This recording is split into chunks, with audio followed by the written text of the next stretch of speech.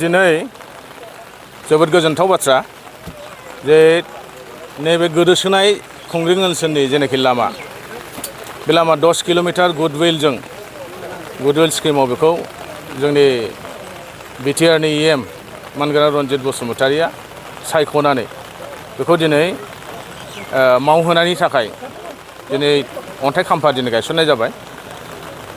दा बेनि थाखाय जोङो जोंनि EM रन्जित बसुमतारि मानगोनां बिथांखौ जों बाख्नायथारनांगोन।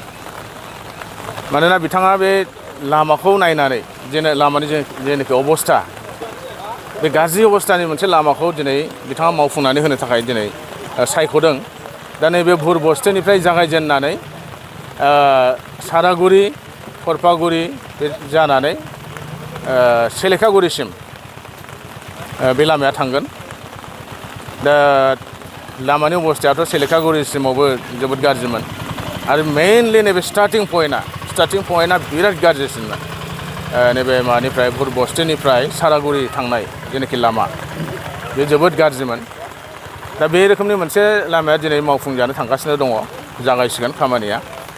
दा जोंनि रायजो राजानि थाखाय जोबोद रंजाथाव होननानै आं सानो आरो रायजो राजानि जेनाखि हान्थामेला बे हान्थामेलायाव जेनाखि दुखु खस्थ' मोनबोनाय आवगोलाव बे दिनैनिफ्राय बा नैबे लामा हानायनिफ्राय जोब्बाय होननानै आं सानो आरो रायजो राजा साफ्रोमखौबो बे हाबाखौ मोजाङै मावफुंनानै लानायाव जाहाथे मदद होलायलायो आङो खावलायो आरो कन्ट्राक्टर मानगोनां बिथांमोनखौबो जाहाथे खामानिया लामाया जाहाथे मोजां कुवालिटिनि जाहाथे मावनानै होयो बेनि थाखाय आं खावलायगोन आरो रायजो राजाफोरखौबो नोजोर होनो थाखाय आङो खावलायनाय जायो।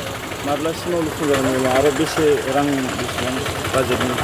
बे 10 किल'मिटार गासै 10.3 किल'मिटार्स।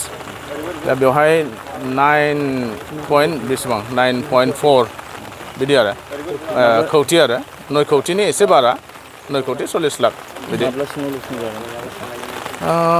बेथ' थाबैनो मावफुंगोन, थाबैनो फोजोबगोन होननानै बुंदों। बे मावनायनि सायावबो दिपेन्ड खालामगोन आरो कन्ट्राक्टरफोरनि मावनायनि सायावबो दिपेन्ड खालामगोन आरो जोंना EM मानगोनां बिथाङा थाबैनो मावफुंनांगौ होननानै बिथाङा बुंबाय थादों।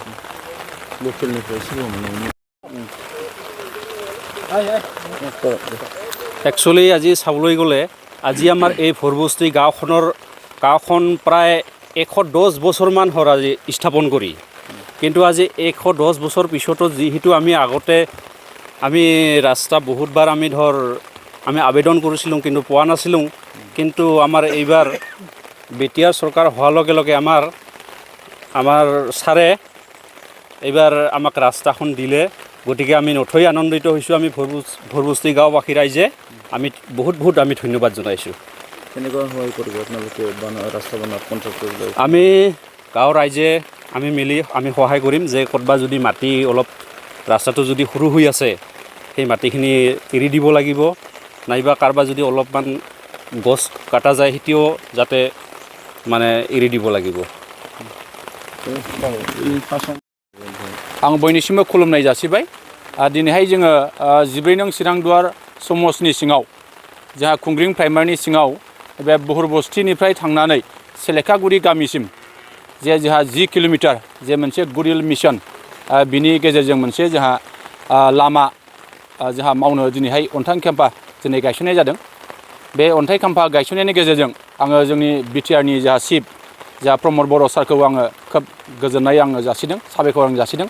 लोगोसेयैनो नैबे जोंनि भुरबस्तिनिफ्राय सेलेखागुरि थांनाय जे लामा बे लामाखौ जोंनि बिटिआरनि जोंहा मावफुं सोद्रोमा EM जोंहा रन्जित बसुमतारि सारा सायख'नानै बेखिनि खामानि मावनायनि जे बिथांखि बिथाङा लानायनि थाखाय आं बिथांनोबो साबायखर जासिदों। आङो दिनैहाय खोब गोजोननाय मोनदों। बे गामिया आंनिनो जोनोम जायगा बा जोनोम गामि। बे गामिखौ जोङो मिथिनायाव 1918 मायथाइयावनो बे गामिखौ जोंहा ब्रिटिशनि समावनो गायसनदोंमोन। थांनाय 2018 मायथाइयाव जोङो बे खुंग्रिं ओनसोलनि थाखाय मोनसे 100 बोसोर मोनसे फालिथाय जों खुंखांबाय। दा जोङो दिनैहाय फैयै 100 बोसोरनि बारा जानायनि उनावसो नैबे भुरबस्तिनिफ्राय जे जोंहा सेलेखागुरि जे लामा बे लामाया दिनै मावफुंजानो थांगासिनो दङ।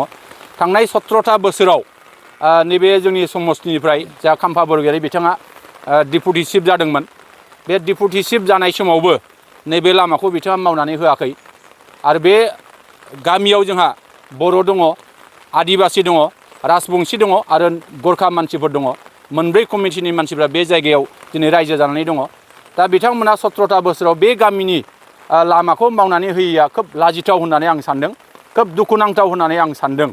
दा आङो मिजिं खालामगोन नैबे 10 किल'मिटार जे लामा जानो थांगासिनो दङ, दा बाहाय जोंहा 10थासो गामि जेरैहाय बुहुर बस्ति, बुहुर खजबारि, सा खजबारि, आमिनपारा, सारागुरि, जोंहा सा खरफागुरि, जोंहा नोङो सामफागुरि, सेलेखागुरि, दै गुदुं गासै जोंहा 10थासो गामि, बे गामिया सरजाब जानानै नैबे लामानि गेजेरजों निस्सय थांलाय फैलायनि जे राहा, बे राहाया निस्सय जानो थांगासिनो दङ।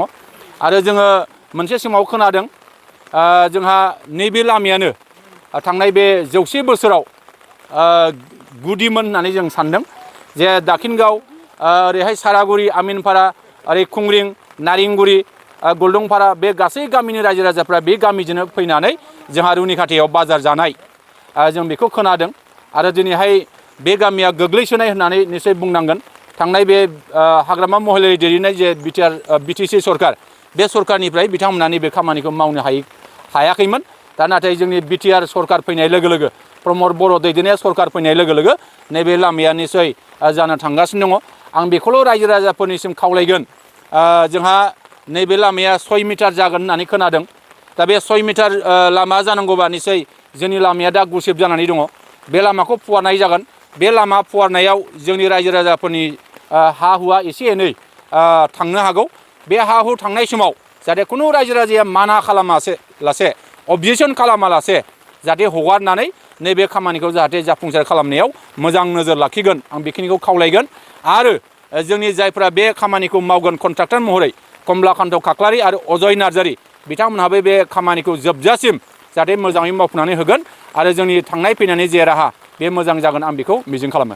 बे लामाजों हान्थामेला खालामनायाव दोंनैसो दालां दङ, गोबां दैज्लां समाव गोबां खस्थ', बे दालाङाबो निस्सय जागोन। जोंनि मिथिनायाव नैबे बुहुर बस्तिनिफ्राय जिखिनि सेलेखागुरि थांनाय जे लामा, बे लामानि गेजेराव गासै 29थासो दालां, बक्स कालभार आरो दालां ब्रिज दङ होननानै खोनादों।